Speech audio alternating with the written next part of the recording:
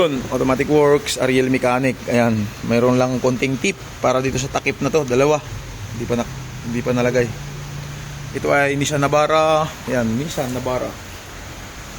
Engine D25. Okay. Ngayon, nangyari dito, titingnan natin. Nung dumating kasi dito sa shop, nag-overheat. Concern yung may-ari, bago na daw ang top overhaul, pero nag-overheat pa rin. Okay. Buksan natin. Okay, dito natin lagay. Pag nagbaklas kayo, dapat wag mo nyo ihahalo. Ayan. Yan mga boss. Ang problema po niyan, baliktad po yan. Yan, baliktad yan. Ito, yan. Dapat nandito yan. Yan. Yan. Okay. Tapos ito naman, yung walang spring, nandito sa radiator. Yan. Okay. Oh, yan ang tama. Oh.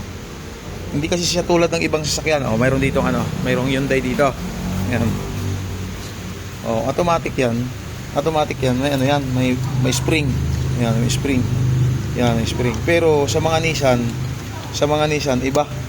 Yan, yung mga ganitong klaseng YD25 ang engine niya. Oh, yan lang mga boss. Pag nagpalit kayo, pag nagtingin kayo, halimbawa tulad dito, laging tatandaan, ito po ang tama. Yan ang tama, ang spring nandito sa reserve. Okay. Ito, wala.